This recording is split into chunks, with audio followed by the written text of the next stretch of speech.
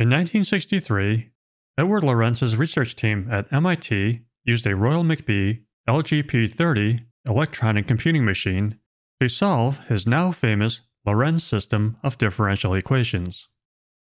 The LGP-30 was first introduced in 1956 at a retail price of $47,000 US, which is roughly equivalent to $500,000 US today. At this price, only the largest research institutions in the world could afford such hardware. The computational speed was approximately 1 second per iteration, not including the output time. In his 1963 paper, Lorenz included a numerical solution to his equations that went through 6,000 iterations, which would have taken approximately 1 hour and 40 minutes to compute. Today, anyone with a laptop and an internet connection can solve the Lorenz system within a few seconds, thanks to modern technology and thanks to the differentialequations.jl package. So what is the Lorenz system? And how can we solve it in the comfort of our own home? Well, let's find out. Welcome to Doggo.jl, where I explore the vast Julia wilderness and turn my discoveries into wholesome Julia tutorials. I'm assuming that you've watched the first 8 episodes of this series, so I'm assuming that you know how to use Pluto notebooks and that you know the basics of the Julia programming language. I'm also assuming that you know how to use the differentialequations.jl package in order to solve first-order ordinary differential equations, second-order ordinary differential equations, and systems of differential equations. With that said, let's get started. Let's start by firing up the Julia REPL and launching Pluto. Next, let's create a new notebook and title it Lorenz System.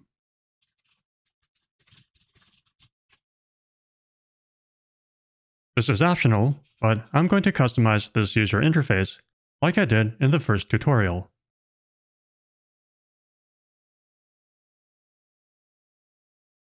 Let's save this file by using the Save Notebook bar at the top. Just for reference, I'm going to include a few links. One is for the Wikipedia article on the Lorenz system.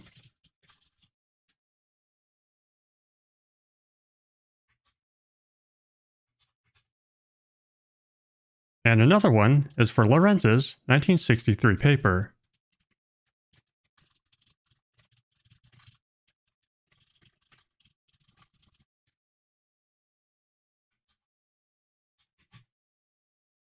And one more for an article titled How Chaos Theory Works, written by William Harris and posted on the howstuffworks.com website. I provided links to all of these sources in the description below. As an aside, this Wikipedia article contains the Julia code for solving the Lorenz system using the differentialequations.jl package. How cool is that? Going back to Pluto, let's add a few packages.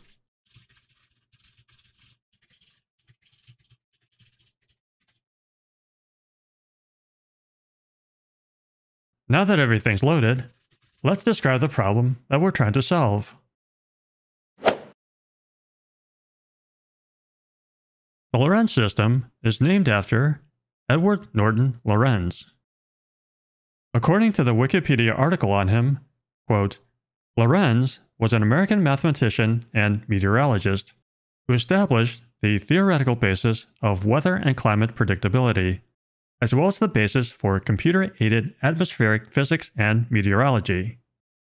He is best known as the founder of modern chaos theory, a branch of mathematics focusing on the behavior of dynamical systems that are highly sensitive to initial conditions. His discovery of deterministic chaos profoundly influenced a wide range of basic sciences and brought about one of the most dramatic changes in mankind's view of nature since Sir Isaac Newton. according to the committee that awarded him the 1991 Kyoto Prize for Basic Sciences in the field of Earth and Planetary Sciences. Unquote. Clearly, Lorentz was a giant in the academic world, so I'll leave it to other, more qualified individuals to cover the science behind his work. This is a case where it's actually easier to solve the equations than it is to explain what the equations are actually solving. So in this tutorial, I'll focus on the mechanics of using the differential equations.jl package to solve the Lorentz system, which he presented in a paper titled Deterministic Non-Periodic Flow that was published in 1963 in the Journal of Atmospheric Sciences, while he was a professor at MIT. The Lorentz system is a system of three first-order ordinary differential equations.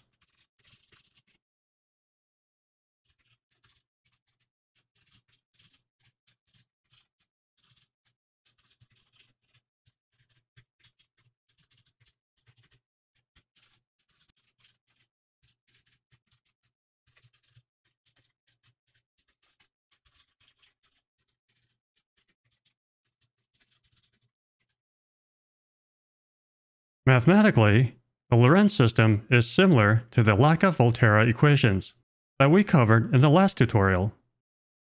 But the Lorentz system has three differential equations: dx dt, dy dt, and dz dt, while the Latka-Volterra equations only had two equations. And the Lorentz system has three parameters, sigma, rho, and beta, while the Latka-Volterra equations have four parameters. Despite their similarities and differences, the workflow for solving a system of differential equations is identical when using the differential equations.jl package. But when it comes to building an interactive model, it's a bit trickier with the Lorentz system. You can build an interactive model with the Lorentz system using the same workflow that we've been using in the past tutorials. But that model is very slow, at least on my computer.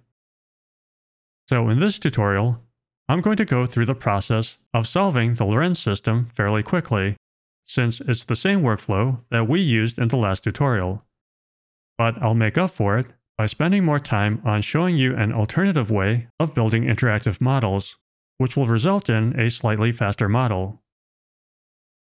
Before moving on with the workflow, let's add some Markdown to provide some explanations about these equations.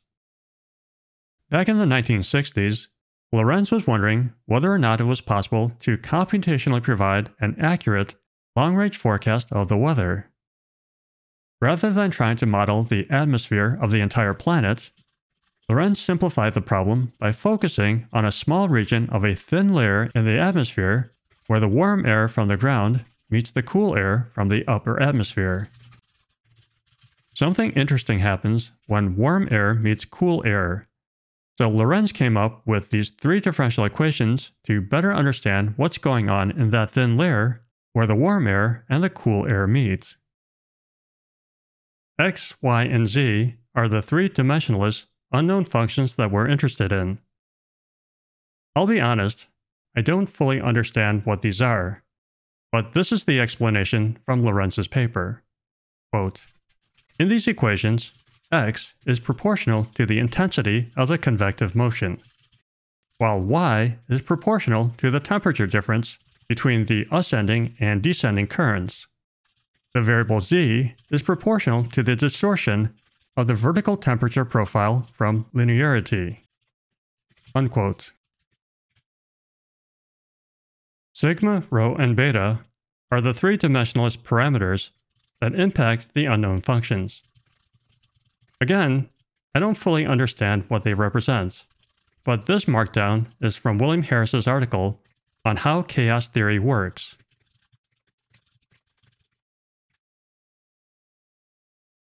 The good news is that we don't need to fully understand these equations in order to solve them, thanks to the differential equations.jl package. These equations look very similar to the Latka-Volterra equations. In this case, du1 is dx dt. du2 is dy dt. And du3 is dz dt. u1 is x, u2 is y, and u3 is z. P1 is sigma, P2 is rho, and P3 is beta. Just like we did with the Latka-Volterra equations, we can clean up the Lorentz system when we define the Julia function, which takes the arguments du, u, p, and t.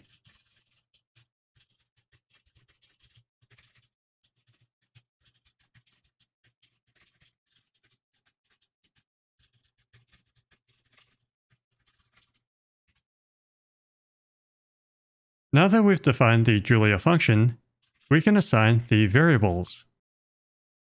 U are the unknown functions x, y, and z. Let's go ahead and create a reset button now, since we're going to need it later. For the initial settings, let's use the Pluto UI number field widget to select either 0 or 1 for x, y, and z at time 0. Rather than doing all of that cutting and pasting that we did in the last tutorial, let's just set up everything at once to save some time. There's a link to my code in the description below. In his 1963 paper, Lorentz used the values 0, 1, 0 for x, y, and z, which is why the default values are set at 0, 1, 0. According to Lorentz, the values 0, 0, 0 represent a state where there is no convection. So the values 0, 1, 0 represent a slight departure from the state of no convection. Now that we've set the initial values, we need to place them inside of a vector. Let's move on to the parameters sigma, rho, and beta. For the parameters, let's use the Pluto UI scrubbable widgets, just like we did in the last tutorial. Let's also set them all up at once in order to save some time.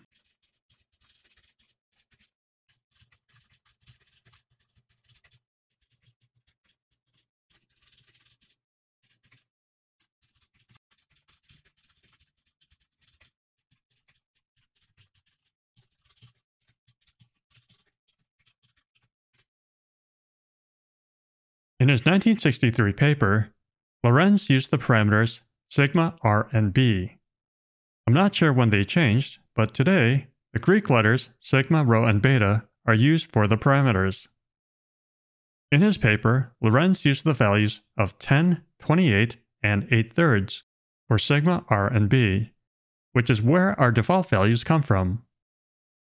Of the three parameters, rho is the most interesting.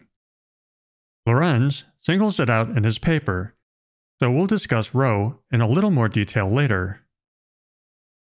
Now that we've set up the parameters, we need to place the values inside of a vector. Okay, now that we've set up u and p, we need to set up t for time. Just like u and p, t is a dimensionless measurement of time. Unlike in previous tutorials, we are not going to use a slider for the ending time. Instead, we're going to fix the ending time at 100. In his paper, Lorentz used 6,000 iterations for his calculations. I'll be honest, I'm not sure how our time span from 0 to 100 relates to his 6,000 iterations, but a time span from 0 to 100 seems to be a standard time span when plotting or animating the solution these days. But feel free to use a different time span when you build your own models.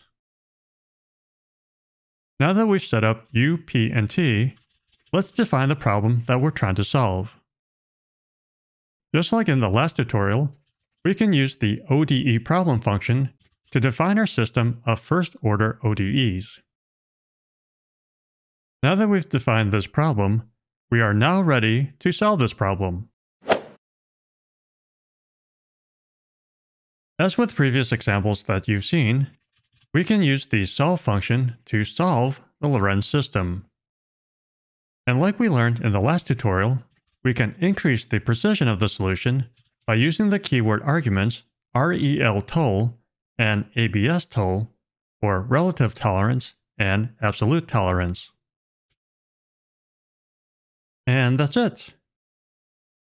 Before moving on, let's pause for a moment and reflect on just how incredible this is. In only a few seconds, we were able to solve the Lorentz system, a speed that must have seemed unimaginable in 1963. 2,000 years later.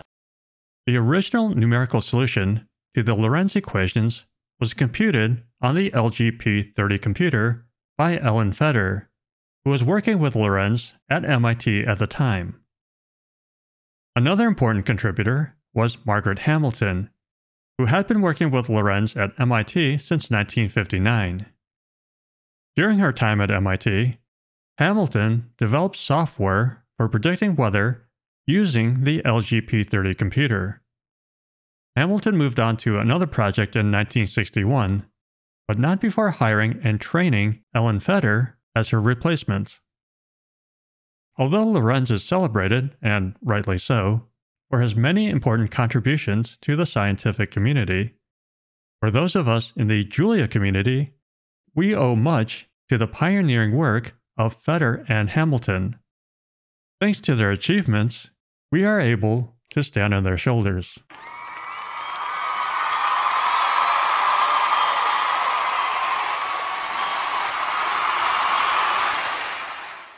Now, getting back to the solution. Speed may be one thing, but what does the solution tell us? The value 1 column is for x, or the property that is proportional to the intensity of the convective motion. Convection refers to movement within a fluid caused by the tendency of hotter material to rise and colder material to sink, resulting in a transfer of heat. I'm going to refer to x as the convection property. The value 2 column is for y, or the property that is proportional to the temperature difference between the ascending and descending currents. If x and y have the same signs, that denotes that warm fluid is rising and cold fluid is descending. I'm going to refer to y as the horizontal property. The value 3 column is for z, or the property that is proportional to the distortion of the vertical temperature profile from linearity. I'm going to refer to z as the vertical property. Again, I'm not going to try to pretend that I understand this, because I don't. Other than recognizing 0, 1, 0 at timestamp 0, I can't provide a coherent explanation of what the values in the solution represent scientifically. In any event, this is the part where things get interesting. Normally, we would plot the solution, pull down the widgets, and then do some analysis. This is possible to do, but when I do it on my computer, my interactive model is very slow. So rather than doing the traditional way, I'm going to show you how you can take the solution and split it out into separate column vectors, which will give us the ability to create a custom-built interactive model. The solution provided by the differentialequations.jl package is an interesting data structure, which can be broken down into separate column vectors. Once we have the data in separate column vectors, we can do all sorts of interesting things with that data. Let's start by taking a look at the time t. Sol.t is a column vector that contains all of the values listed under the timestamp column in the solution. As you can see, the values start at 0 and end at 100, which is our time span. There are 5,144 elements in this vector. You can get the number of elements in the vector by using the length function from Julia Base. Let's set up a slider so we can select any index number in the solution.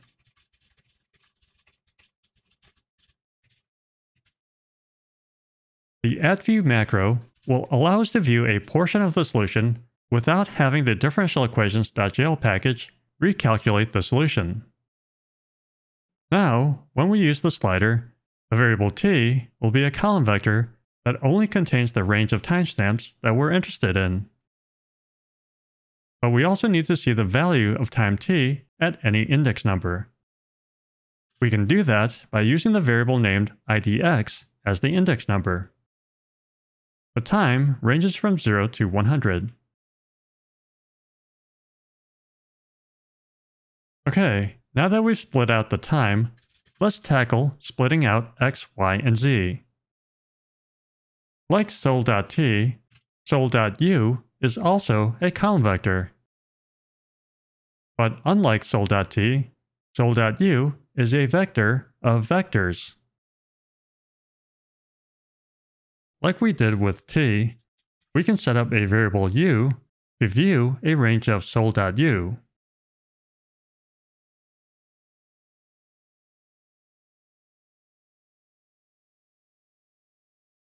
But what we really need is a Julia matrix.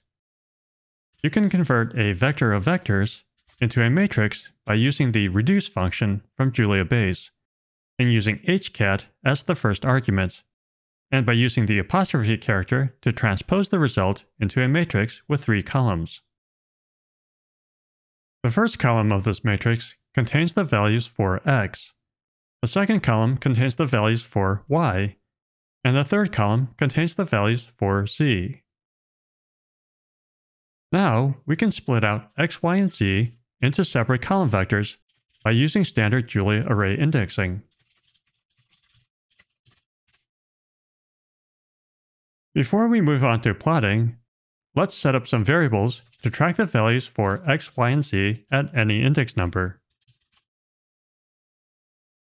So that does it for the plotting prep. Let's move on to the fun stuff by plotting the solution.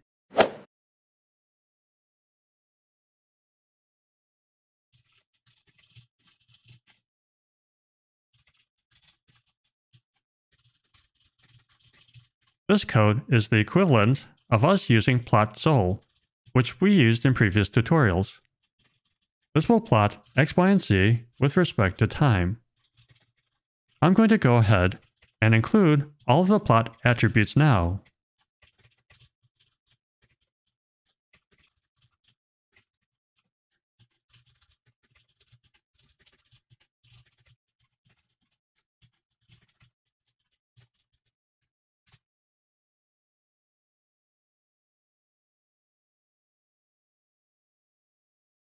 It's a little difficult to tell what's going on in this plot, since x, y, and z are all on this plot.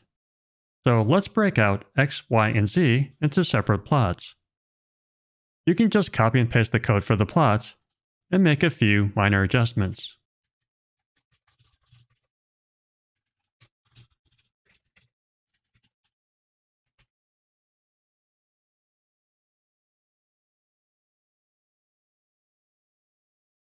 On this plot, x starts at 0 at time 0. As time advances, the values of x jump back and forth between positive 20 and negative 20, hovering around the values of roughly positive 10 and negative 10. This behavior is clearly not periodic. This behavior looks random, but it's not random. If you use the same settings that I used, the plot on your computer should look exactly the same as the plot on my computer. In math, this non-random behavior is called deterministic.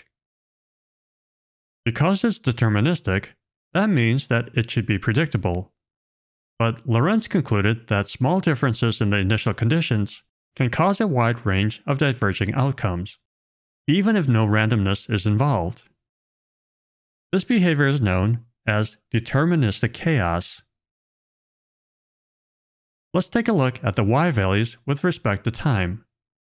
Again, you can simply copy and paste this code and make a few minor adjustments.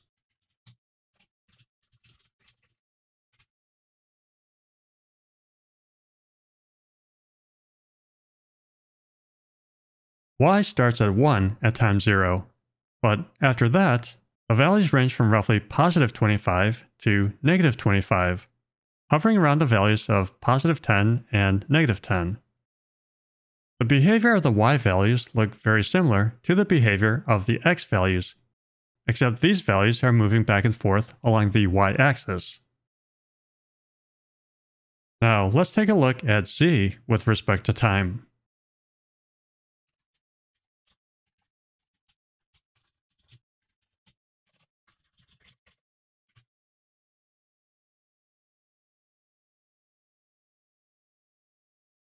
So the plot for z is different than the plots for x and y. Along the z-axis, the values are all positive, but they seem to be moving back and forth along a mean value of roughly 27 or 28. So that's interesting. Even though it's helpful to see the x, y, and z values plotted against time in separate plots, it's still difficult to get a sense of what's going on just by using these time series plots. In order to gain greater insights, let's generate some phase space plots.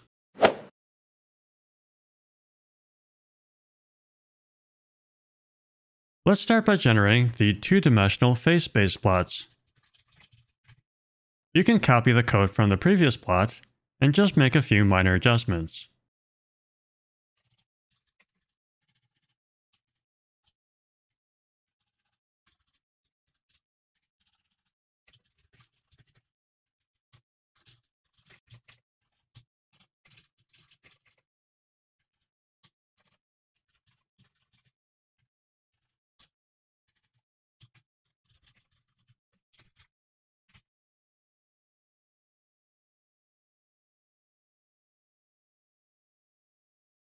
So this is an interesting plot.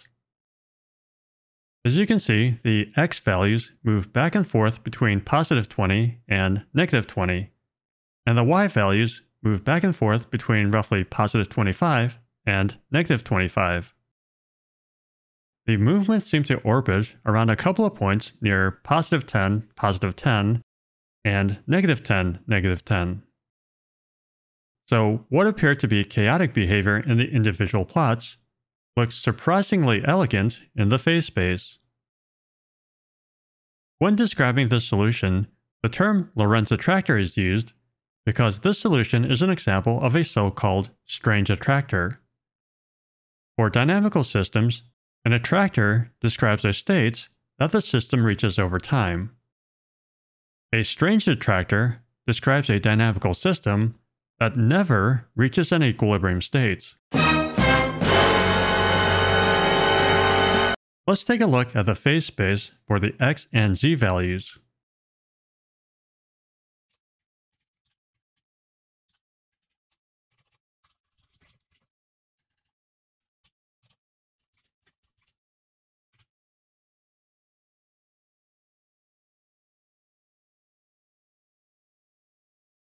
In this plot, it's easier to see that the values start when x and z equal 0. From there, the values take this fantastic voyage, moving back and forth along the x-axis between positive 20 and negative 20, and along the z-axis between 0 and 50. The values are orbiting around 2 points where z is roughly 25, and where x is either roughly positive 10 or negative 10. It really is amazing how seemingly chaotic behavior can result in such a mesmerizing image that kind of looks like a butterfly. Let's take a look at the last 2D phase space plots.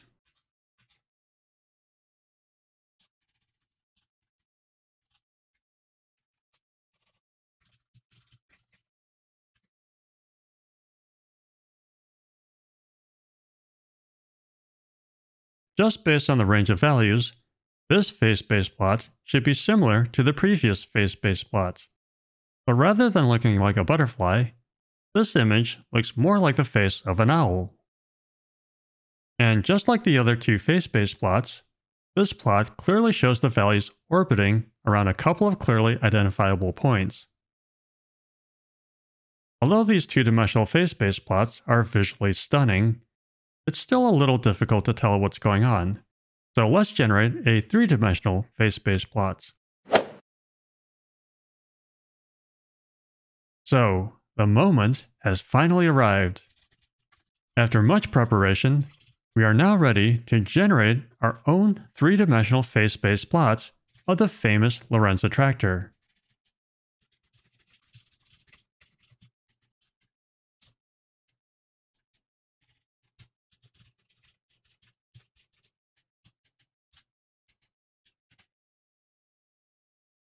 Before the big reveal, let's add a dot to represent a particle traveling along the x, y, and z coordinates at any time t.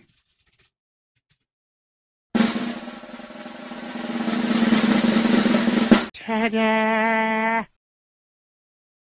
How cool is that? When using Plotly, you can interact with the 3D plot by using your mouse. You can rotate the image by left-clicking and dragging the mouse.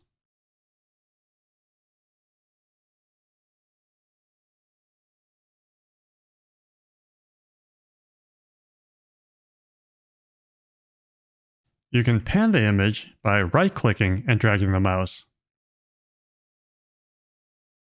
You can zoom in or out of the image by using the scroll wheel. One of the many fascinating properties of this plot is that none of these lines intersect.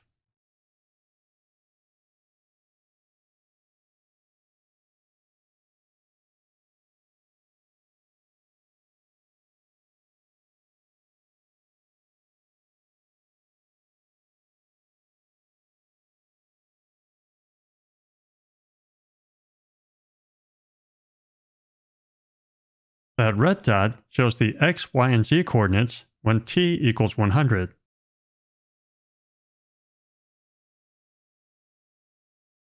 Let's pull down our widgets so we can perform some analysis.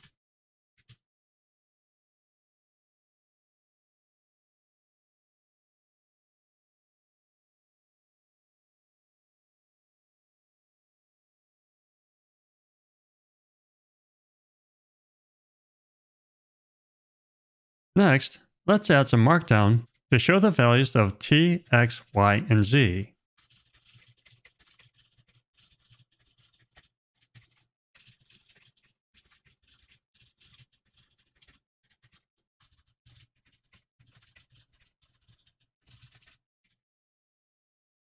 Now let's pull down our plot and then hide some of these cells.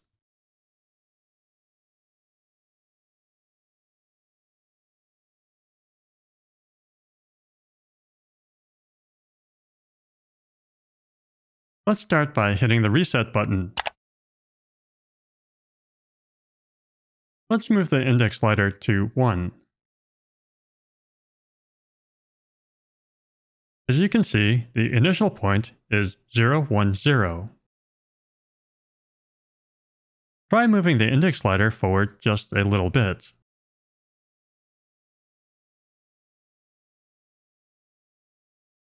Imagine that this red dot is some particle floating around in the atmosphere. As you can see, the particle begins its journey by shooting up from the initial point. But the particle doesn't escape into the upper atmosphere. The particle just swirls around in this little box. As you continue to move the slider forward in time, the particle orbits around a couple of regions. These regions are known as critical points.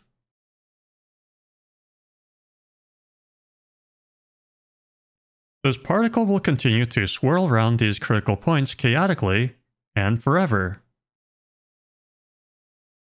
Let's hit the reset button again. If you change the initial position to 0, 0, 0, you'll see that the plot vanishes, since 0, 0, 0 is the state where there is no convection. Feel free to play around with the initial positions. It's a little difficult to tell, but this is a different solution. Notice that the number of indices has changed from 5,144 to 5,227. so small changes to the initial condition will result in different trajectories. Let's hit the reset button again. I mentioned earlier that ρ is an interesting parameter. It turns out that when the value of ρ falls to roughly 24, the particle orbits around a single critical point, and not two.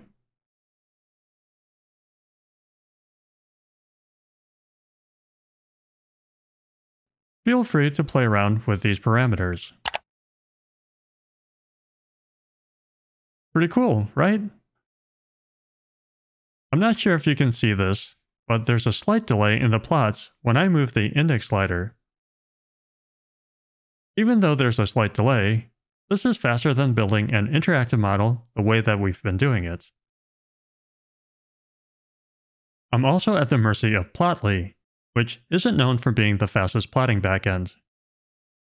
But I'm not claiming that this is the fastest way to build an interactive model.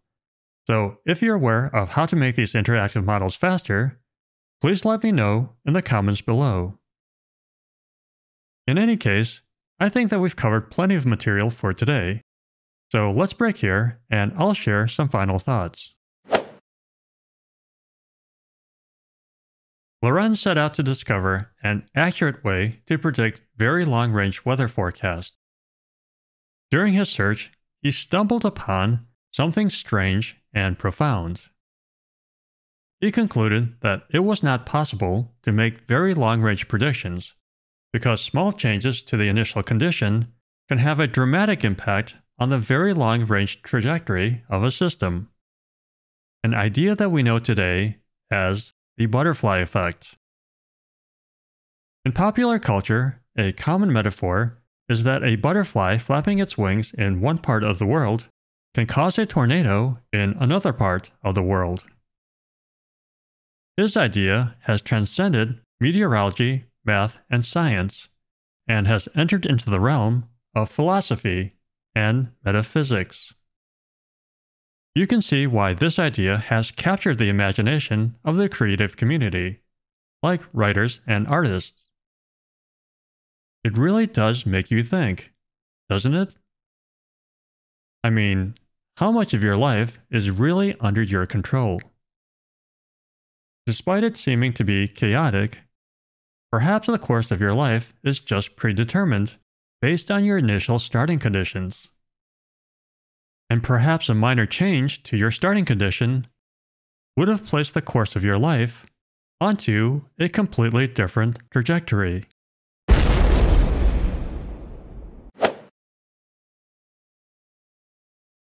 If you made it this far, congratulations! If you enjoyed this video and you feel like you learned something new, then please consider smashing that like button, leaving a comment, sharing this video, and subscribing to this channel. If you'd like to support the educational work that I'm doing, please consider making a purchase at the Doggo.jl online store. You can browse through a wide selection of Doggo.jl merch by clicking on the Store tab. For one-time donations, please consider using the Super Thanks button. For ongoing support, please consider joining and becoming a channel member. Channel members get early access to all of my new videos. Early access videos do not contain YouTube ads. New tutorials are posted on Sundays/Mondays. Thanks for watching, and good luck on your Julia journey.